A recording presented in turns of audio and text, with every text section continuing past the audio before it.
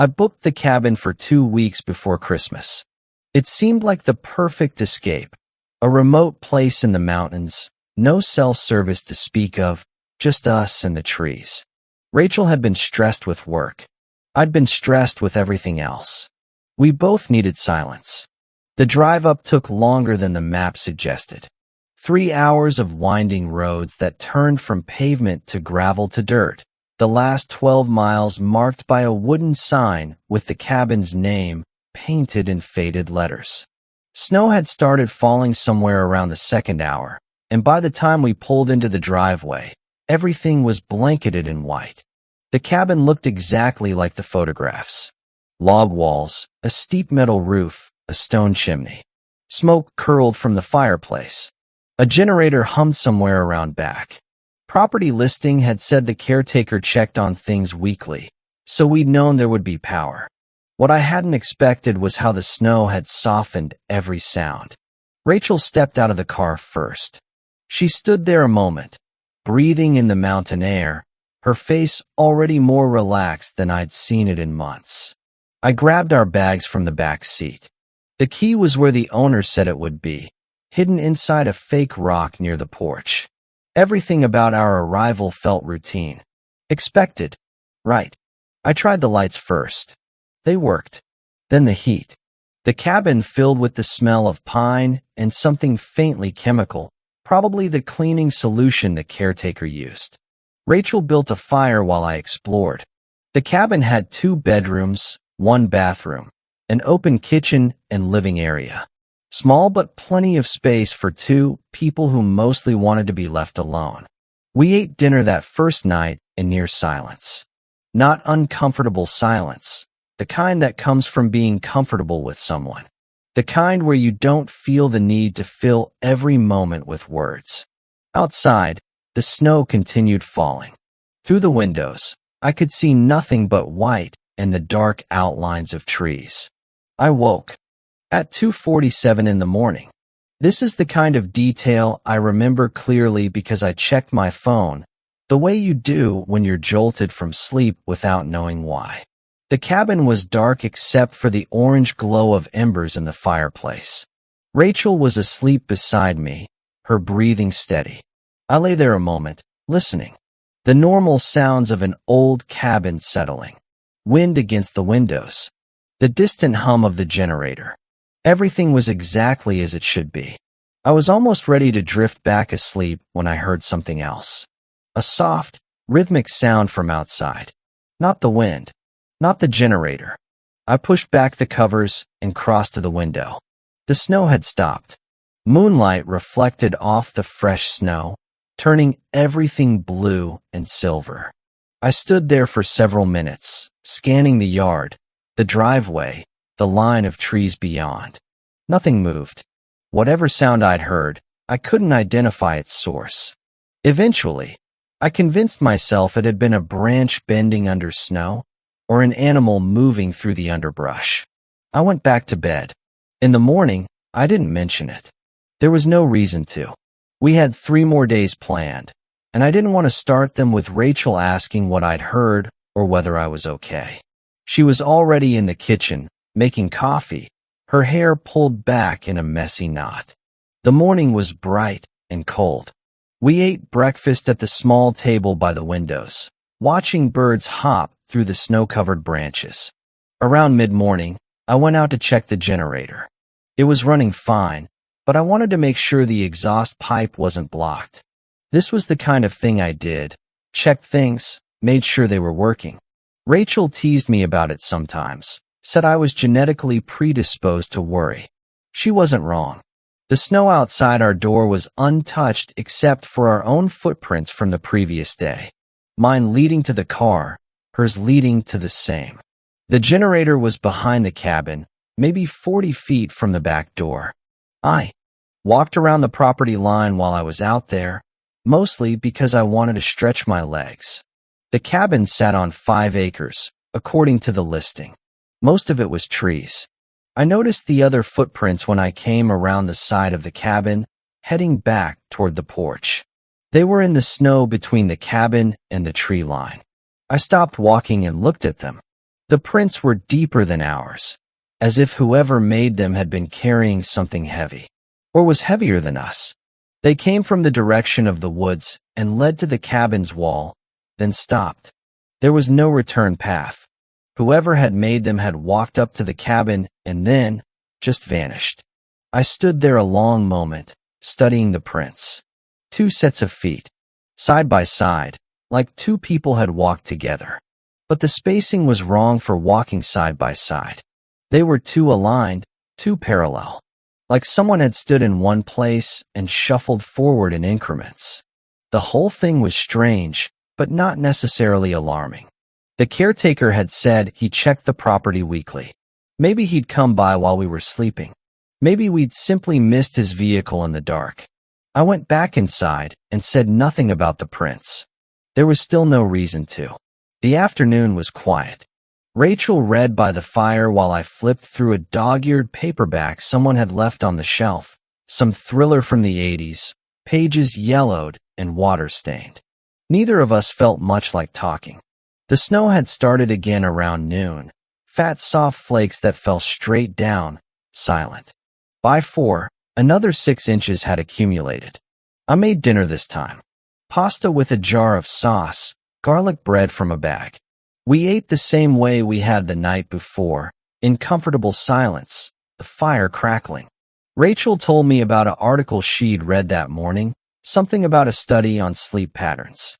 I told her about the generator and the property line. She nodded, half listening, already thinking about something else. I was loading the dishwasher when she spoke. Did someone come by while I was sleeping? I looked at her. What do you mean? I don't know. I thought I heard something. Footsteps, maybe. On the porch. The sentence hit me in a way I didn't expect. I stood there, dishwasher door open, watching her face. I didn't hear anything. It was probably nothing. The snow. You know how it makes everything sound different. She stretched, her arms above her head. I'm going to bed early tonight. You okay down here for a while? I said I was fine. I always said I was fine. She kissed my cheek and headed for the bedroom. I heard the door close. Then silence. The cabin had only one bathroom, but the bedrooms were on opposite ends. When Rachel closed her door, it was like being alone. I sat on the couch and watched the fire die down. The light from the windows shifted as clouds moved across the moon. I thought about the prints I'd seen earlier, the ones I'd rationalized as the caretaker's. But the caretaker had his own key. If he'd come by, he wouldn't have needed to approach the cabin from the tree line. He would have come up the driveway. I went to the window and looked out. Our footprints from the morning were still there, partially filled in by new snow. The prints I'd seen around the side of the cabin were gone, buried completely. Of course they were. Fresh snow covers everything. That's what snow does. I checked the lock on the front door. It was engaged. I checked the back door. Same thing. I did a stupid thing then. I walked through the cabin, room by room, checking closets and under the bed and in the small utility closet by the kitchen. Nothing. No one. No signs of forced entry. No displaced objects. Nothing out of place at all. I told myself I was being ridiculous. We were in the middle of nowhere. The nearest house was 11 miles down the mountain. The chances of anyone finding us, let alone wanting to find us, were astronomically low. I was tired. Tomorrow, we'd go snowshoeing or drive into town for supplies. Everything would feel normal again. I went to bed. Rachel was already asleep, turned away from me toward the wall. I lay on my back and stared at the ceiling. The fire had burned down to coals. The only light was the blue-white glow from the windows. I must have dozed off at some point because the next thing I knew, Rachel was shaking my shoulder. Daniel, wake up. Her voice was barely a whisper. I opened my eyes. She was sitting up, the blanket pulled to her chest, her eyes fixed on something behind me. I turned my head toward the doorway. The bedroom door was open. Beyond it, I could see the dark shape of the living room. What is it? I asked. Listen. I listened. At first, nothing but the settling of wood, the distant howl of wind. Then I heard it. Footsteps. Slow, deliberate, moving across the living room floor. They weren't running. Whoever was making them wasn't trying to be quiet. They were walking from one side of the room to the other, then stopping, then starting again. I sat up. My heart was doing something strange, not racing exactly, but thudding in a way that felt wrong. I swung my legs over the side of the bed and stood. Rachel grabbed my arm. Don't. I have to see. It's probably an animal. A bear or something, coming around the cabin for warmth. Bears didn't walk on 2 feet. Bears didn't make tracks that looked like human footprints. I didn't say any of this. I just pulled free and walked toward the doorway. The living room was empty. I stood in the bedroom doorway and watched the space, waiting. The footsteps had stopped. Either whoever made them had left, or they were standing still, waiting too. I crossed to the front door and checked the lock. Still engaged. I checked the back door. Same thing. I stood in the middle of the room and listened so hard my ears ached. Nothing. Just wind and snow and the settling of wood. Rachel was still in bed, watching me. See anything? No. Maybe it was the pipes. The cold makes the pipes knock. I'd never heard pipes knock like footsteps. I didn't tell her that either. I went back to bed and lay there with my eyes open until dawn came. The next morning, we didn't talk about what happened. Or rather, we talked around it. Rachel said she hadn't slept well. I said me neither. We made coffee and ate toast and watched the snow fall through the windows. The normalcy of it felt thin, like a mask neither of us was willing to pull off. I went out to check the generator again. The snow was deeper now, past my ankles. I made my way around the side of the cabin where I'd seen the prints 2 days ago. They were still gone, buried under fresh snow. But there was something else. A depression in the snow near the window. Too regular to be natural. Too deliberate to be coincidence. I crouched down and examined it. The snow had been packed down in a roughly rectangular shape, maybe 2 feet by 3. Someone had knelt there, or stood there, looking in. The window was the one in the living room, the one facing the front of the cabin. Rachel had been sitting in that room all morning, reading by the fire. I stood up slowly and looked at the tree line. Nothing moved between the pines. Everything was white and still and silent, the way it should be. That afternoon, we drove into town. The 20-minute drive took almost an hour because of the snow, and I drove slowly, both hands on the wheel, watching the road for deer or fallen branches. Rachel was quiet. She had her face pressed to the window, watching the trees pass. We didn't talk, but I knew she was thinking the same thing I was. About the cabin. About the sounds. About whether we should cut our trip short and go home. The town was small. One general store, one bar and grill, a gas station, a church with a crooked steeple. We picked up supplies. Even though we'd brought enough for the week, I wanted to have extra. While Rachel was in the snack aisle, I asked the cashier if there had been any issues on the mountain recently. What kind of issues? Break-ins or something? Strangers around? The cashier was an older woman with reading glasses perched on her head. She looked at me like I'd asked her to solve a riddle. Sir, that mountain's got maybe 10 houses on it. All of them seasonal. Nobody's been up there in weeks except the folks who own the cabins. What about a caretaker? Someone who checks on the properties. That would be Earl. But Earl's been down in Texas for 3 months, helping his daughter with her new baby. Ain't nobody checking on those places until the snow melts. I thanked her and walked back to the car. Rachel was already inside, warming up the engine. She looked at me through the windshield, a question in her eyes. I shook my head. Nothing. We drove back up the mountain in silence. The sun was starting to set, turning the snow orange and pink. I watched the road and tried not to think about what the woman had said. No caretaker. No weekly checks. Someone had been walking around our cabin, and it wasn't Earl. When we got back, the first thing I noticed was that the front door was open. Not blown open by wind, opened deliberately. I could see the gap from the car. The snow on the porch was disturbed, footprints everywhere. I stopped the car in the driveway and turned off the engine. Rachel was already asking what happened, her voice rising. I told her to stay in the car. I got out and walked toward the cabin slowly. My breath was clouding in front of me. The cold was deeper than it had been all day. I stepped onto the porch and stopped. The footprints were everywhere. Multiple sets. Some were ours. From this morning, from yesterday, partially filled in by new snow. But there were others.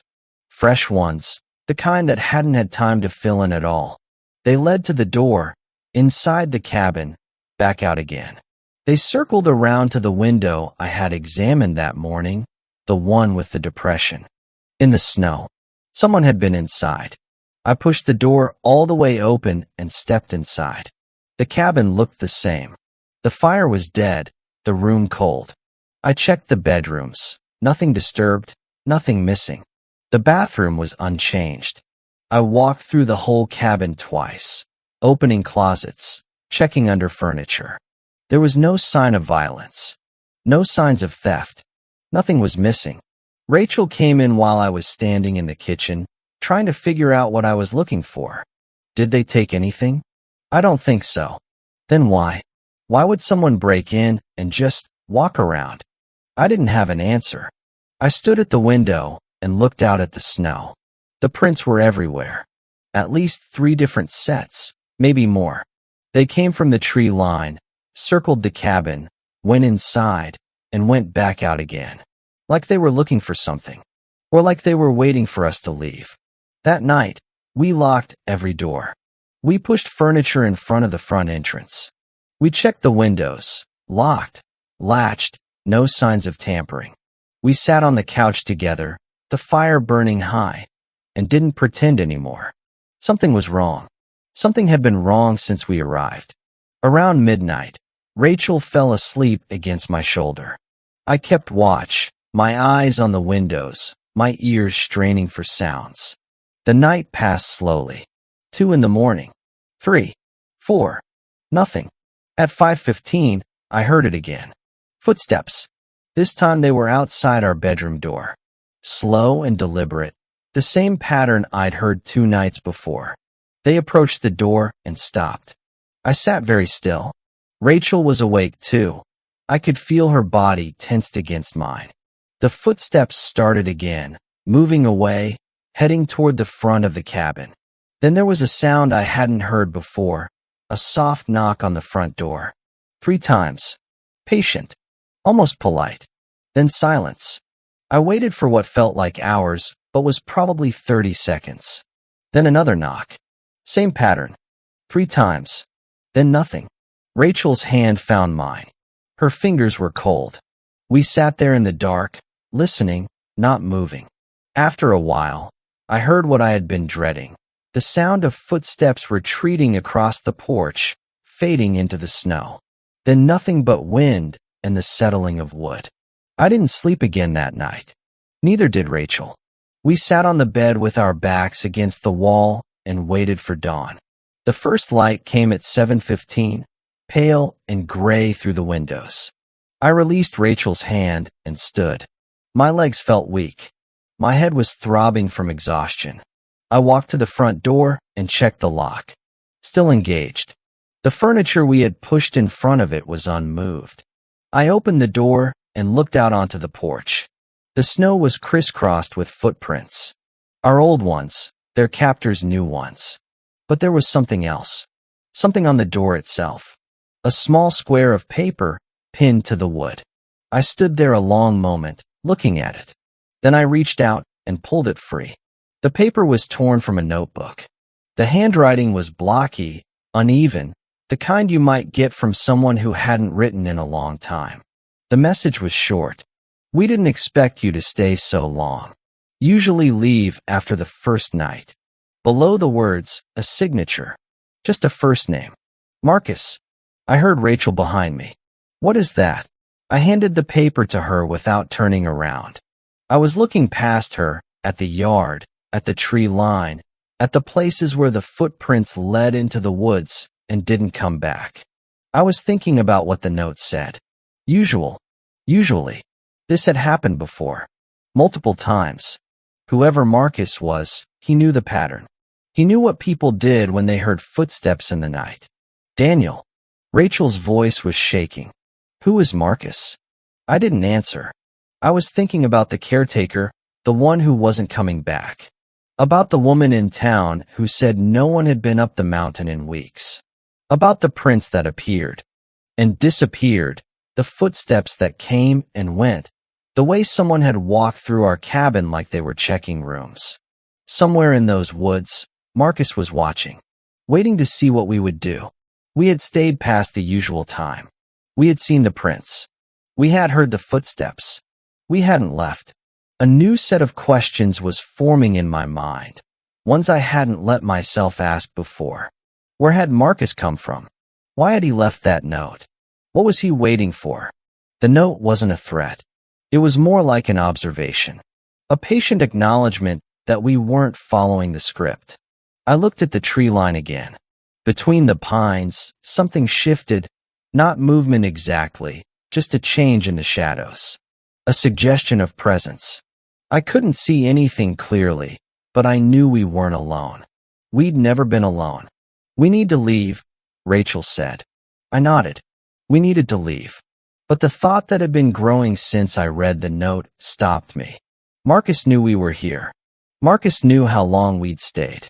Marcus had been close enough to pin a note to our door while we were inside, listening, terrified, which meant he knew our patterns too. He knew when we'd be asleep. He knew when we'd be distracted. He knew this mountain like he knew the back of his hand. I turned away from the window and looked at Rachel. Her face was pale, her hands still clutching the note. She was waiting for me to do something, to make a plan, to fix this. But the truth I couldn't say out loud, was that we were already in the middle of his script. We had been from the beginning. Every choice we'd made, every sound we'd heard, every night we'd spent checking locks and listening for footsteps, none of it was random. We were following a path someone else had laid out long before we drove up that mountain. I walked to the window again and pressed my face close to the glass. The shadows between the trees were dense and still. But somewhere in that darkness, I was sure he was watching, waiting to see what we'd do next. The note was right. We hadn't left. We weren't supposed to leave. And I was beginning to understand that the question wasn't whether Marcus was dangerous. The question was what happened to people who stayed past the usual time.